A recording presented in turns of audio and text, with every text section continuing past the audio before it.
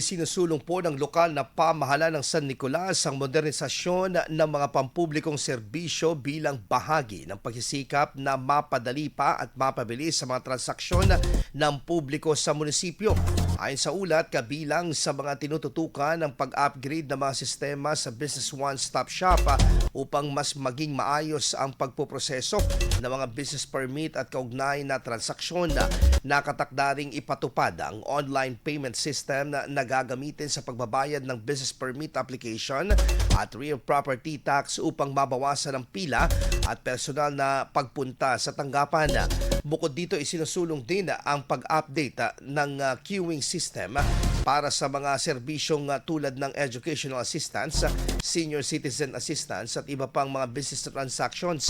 Ayon sa lokal na pamahalaan, layon ng mga hakbang na ito na mapahusay pa ang daloy ng serbisyo at mas maging epesyente ang pagtugon sa pangangailangan ng publiko sa bayan ng San Nicolas.